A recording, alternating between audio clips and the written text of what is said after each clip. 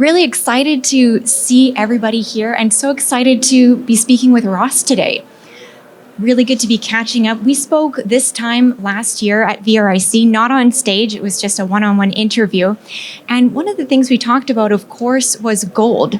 So you were looking for a new all-time high for gold coming up. We did get that. And I think, though, that people, when they look at gold, they see all the positive factors behind it. They wonder why it's not higher. So I wondered if you could weigh in where we're at with gold, what you see coming for the price in 2024. Well, first of all, good afternoon, everybody. Thanks very much for coming here. This is one of my favorite conferences. It's the Vancouver conference where I live. And I just commend Jay Martin for all the incredible work he's done making this a really great conference. So thank you very much.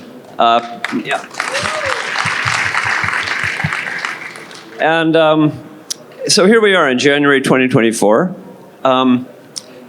I'm going to, I've had multiple metals in my career. I started with gold. My first company was Equinox Resources back in the 80s. Then I became a silver guy for many years with Pan American Silver. Along the way, I did a bunch of other juniors, mostly just, acquire, develop, sell. That was a bunch of those. And then I started a renewable energy company in 2008, and I sold that in 2018. And that was sort of my last sale, or significant sale. And I figured I had one company left in me. Now, many of you are shareholders, I know, and for that I'm very grateful. And you've been on this Equinox Gold journey with me. We started at the beginning of 2018. And I started it because I was really bullish on gold. And I love gold. I just love it. It's a beautiful metal. It's beautiful jewelry. And it's beautiful to hold and to touch. It's very conductive. It's heavy. It's just a beautiful metal. And that's, one of the compelling things about gold that survived thousands and thousands of years. It doesn't tarnish. And it's a store of value. So it's just a very cool metal. And so I figured for my last company, I'd build a really big gold company. And I wanted to build a big company. Well, I have a pretty big ego, so that kind of goes with that. But, these days with metal and markets the way they are, equity markets the way they are, the equity markets today reward scale. So when we started Equinox back in 2018, just 6 years ago this month, the strategy was to go big and go gold and try to catch what I felt was a very strong bullish sentiment in the metal price starting around 2018. In fact, gold had been $1,050 an ounce, $1,050, so half of what it is today, just at the start of 2016. You might remember that. It was only 8 years ago. And it's doubled since then. So we've been in this really great bull market. And when we started Equinox, it was really to sort of build a really great new gold company in Vancouver for people who wanted to roll into a nice, new, clean, pure story. Shortly after we lost Goldcorp from Vancouver, Goldcorp was sold to Newmont, and we lost this huge gold company. And I figured, let's try to build a new one.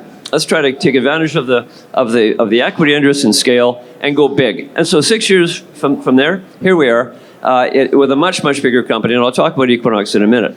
But back to your question, Charlotte, gold is still great. So I've basically been right. I called a pretty good gold bull market 1 year ago. I said I was really expecting gold to blow through $2,000 last year, and it did. So here we are, trading around 2020, 2030. What about, where are we going to go this year? I think that's the question in everybody's mind. And you're going to hear lots of bullish sentiment out here. It's a place where you generally don't hear bearish views, period. But I have to say, why would gold go down? Gold has gone up. Gold has been strong at a time when there actually are some headwinds against gold, like higher interest rates, like a stronger US dollar, typically negative for gold. And a lot of the smart money, the so-called smart money, sold gold equities because they thought gold price was going to crater. And that's one of the reasons gold equities went down last year and are still in the tank right now, while at the same time gold has gone up. So why were they wrong on gold? It's because they forgot that gold really is a store of value, and it's an alternative currency. for a lot of places that want to get out of the dollar, like China and Russia and all sorts of other countries, buying gold for the central banks. So last year and the year before, we've seen record purchases by these central banks of gold as a store of value. So that's the biggest change, I think, why gold has done well, even inside a rather bearish outlook. So from today on, what's bullish that's going to take gold to higher highs? It's going to be easing. It's going to be lower interest rates. It's going to be all the things that typically strengthen gold. Weaker US dollar, likely to happen this year. Continuing gold purchases by central banks. I don't see why any of those fundamental bullish factors are likely to change this year. So certainly I would expect gold prices to trade at new highs this year. When and how high, who knows? But generally speaking, I'm still bullish on gold. Every time I hear the word tightening, I think short term. There's no way the U.S. Fed can tighten any more, substantially more, because they're already, I mean, any more, if they tighten any more, it's just going to bankrupt the country because it has so much debt. They have to drop interest rates, especially in an election year like we have right now. So you're going to hear the word easing. Every time you hear that, the gold price is going to go up. That's my outlook for gold this year. Bullish. Not crazy bullish, but bullish. Certainly a very good overview of yourself, your views on gold heading into 2024. Really appreciate that. You started to talk about the disconnect that we see between the gold price and the gold stocks. And I think probably a lot of people here would like to hear more about that and when that may start to move a little bit more as we would like.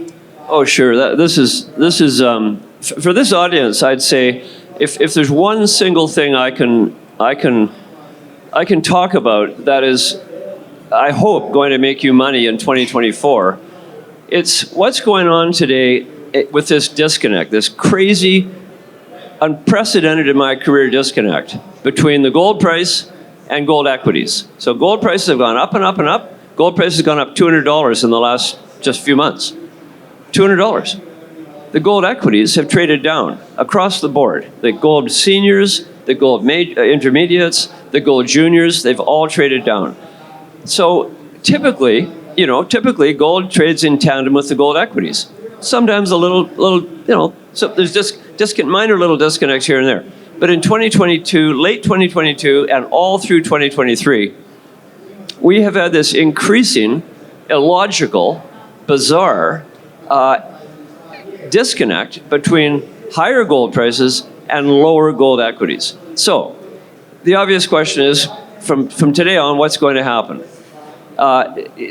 When you look at a 40-year, and I've been in the public company game now for about 38 years, 39 years almost.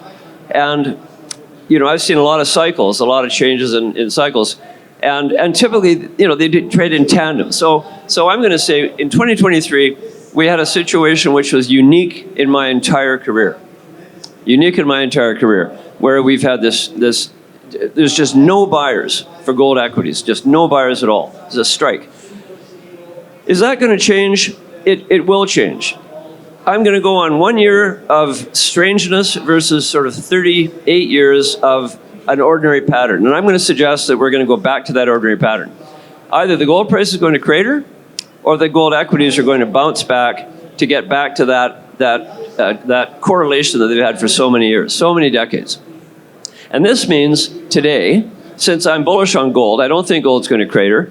There's actually going to be a very happy and a very significant move in gold equities across the board in 2024. Again, I don't know when, I don't know by how much, but I'll suggest that it'll happen before any of us know it's happened. There'll be a great temptation to sell positions you've got right now that you might have made 5 or 10 or 20% on. Maybe sell a bit, but resist the trend, resist the tendency to sell, to take a short profit, a small profit, because when this reequilibration happens, it's going to be immediate, it's going to be huge, you're going to get a double or a triple, and that's when you make the real money. You buy today. I'm not really an investor per se, I'm a developer, I develop companies, but I'm starting to buy right now. And I haven't done this in 5 years as an investor. I'm starting to buy because I just cannot sit back and believe in my heart that these equities are going to bounce without wanting to capitalize on it. I sort of harken back to, say, 2001, when I was sitting there running Pan American Silver. Silver prices were all-time low. Copper prices an all-time low. It was just a horrible time to be in the business. Every company in the world was losing money. The equity prices were on the floor. I wasn't an investor, but I went and bought a whole bunch of copper deposits because I could see the copper price was trading at an all-time low and was likely to bounce. And that was a very happy trade for me. It made a lot of money for me and all the people that have invested with me in that business. Right now, I'm not running a fund. I'm running one big gold mining company that's trading really, really cheaply. I expect it's going to have a wonderful run this year, Equinox Gold. And I've got an interest in one or two juniors. The main one for me is Lumina Gold, which, today, Lumina is an example of this disconnect. Lumina is trading for about $150, $140 million market cap. It just did a pre-feasibility study on a deposit it has in Ecuador that has a $2.2 billion net present value at $1,650 gold. I mean, the valuation disconnect it's ridiculous. So I'm kind of feeling that, but I'm going back into the market. I'm going to buy a handful of juniors, and I'm going to, I think, have a pretty successful year investing in those companies at the same time as watching Lumina Gold appreciate significantly and Equinox Gold do as well. Very good. And that really takes care of, I think, your thoughts on gold and gold stocks. I wondered if we could expand on where you're seeing opportunities. I know last year was a pretty tough one for the juniors. Now you're looking to get back in. Can you share anything about commodity or company stage, any other details? Sure. I mean, my sweet spot has generally been companies that are well run, so good people, with deposits that are big, scale's important, that look like they don't have any fatal flaws. I'm not too jurisdiction worried. I don't really. You can get really cute if you start doing jurisdictional screening, but you can be too cute on that because very often a terrible jurisdiction today becomes a great jurisdiction tomorrow, and it's companies that are in those terrible places that turn good, which have really, really fast rebounds. And the reverse is true too. You can have a great place. Actually, we thought Panama was a great place, and then look what happened with poor old, First Quantum. They had this giant new copper mine just basically stolen from them. The government shut it down. It's just unbelievable. So these things happen. So I would say the sweet spot for me is those sort of, companies that have a resource that's defined, looks like it's got no fatal flaws, has good people, access to a decent amount of capital. That's where the example would be one that I just had a happy ending on in December, a company called Osino, which is a gold company in Namibia that had an exploration property that was just bought by Dundee. And that was really nice because you get a really good premium, and then you can roll that into something else. So there's value across the board today. It's the value proposition is all about risk and reward. So if you have a gold stock that has a lot of risk in it, it's likely to be very cheap. So you can buy it cheaply, and if the risk never happens, the reward is huge.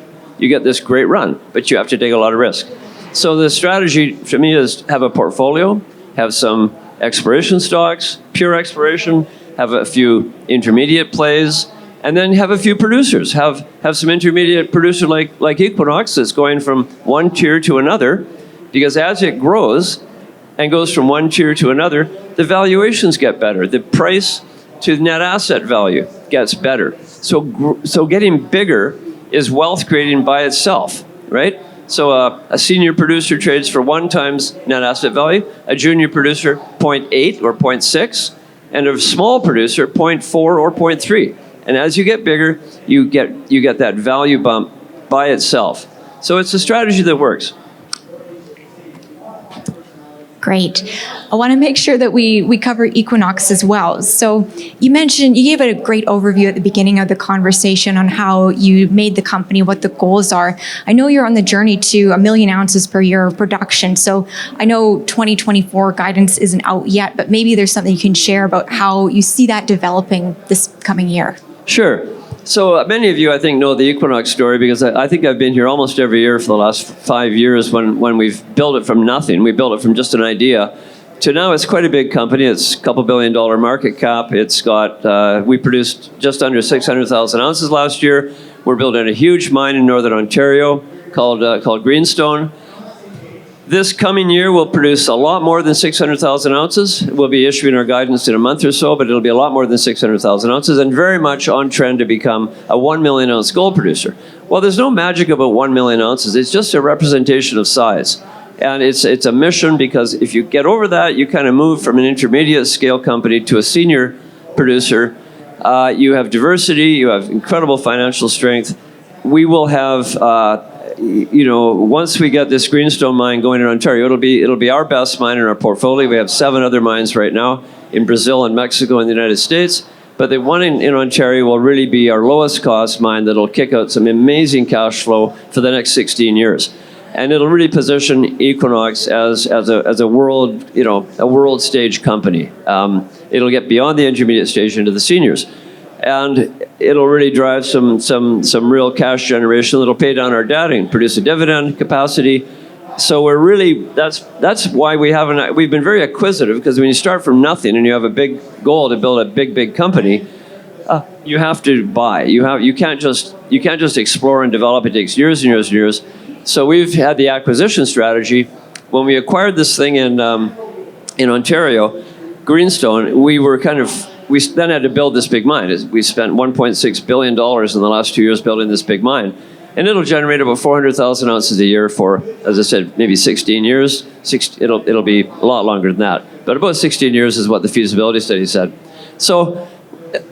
So we're very anxious to get that going, and it's about a month away, maybe 2 months away from producing its first gold. We've finished construction. We're doing all the commissioning right now. And the real truth for the successful start of the mine is right now, and it's going to be the next few months. So I'm looking forward in the next few months to be able to report that we've finished construction, through commissioning, started to produce a lot of gold, and that it's been a really successful mine. So far, so good. It's the only mine in Canada that's been built in the last 5 years that's been on time and on budget. So we're very proud of that in the company. Great team of people. And that's going to be the cornerstone for Equinox Gold going forward. Other than maybe other things we get to do, once we've got that behind us.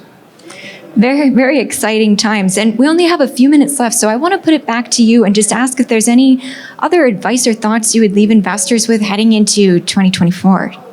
Yeah, I mean, just the advice is, because it's worked for me,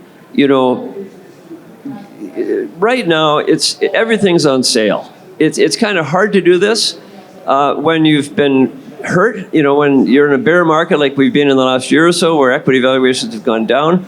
But step out of the trees and look at the forest. The forest is very, very good for gold mining companies of all stages today. The price is good. The world wants more metals, not just critical metals, but also gold. Central banks want more gold. It's a good metal to be in for me. It's a beautiful metal, and one that I really like. It's always hard to stand on a stage like this when things are trading at all-time highs, because this is a cyclical business. It's unlikely to last. But right now we're trading at almost cyclical lows across the board. There's 100 companies here that I would buy because they offer fabulous value. Of course, there's risk. That's why you should have a portfolio. But my guess is if you have a good portfolio of some sort of a balanced portfolio here of companies that are here today, 1 year from now, you're going to do really, really well. And I look forward to seeing you all next year. And thank you again for hearing my little rants on the market today. I hope I'm right. I've been more right than wrong over my career. And again, for all of you who are shareholders of the companies I'm involved with, I want to give you my personal thanks. Stay with us. We're building a great company in Equinox. It's going to be a world leader based here in Vancouver. And I'm hoping also Lumina Gold will also be a happy ending this year too. We've been trying to do that for years. We went to the altar not once, but twice. We were at the altar with a company in 2020. We were at the altar again in 2022. Beginning of last year, we just about concluded deals. One was a price issue. we didn't get the price we wanted at the end. And the other one was a change, let's just say a political change in China that scuppered that deal. But, you know, if you've been to the altar twice, the odds are you're going to get there a third time and you're going to be happy. So that's all I'll say about that one. So thank you again.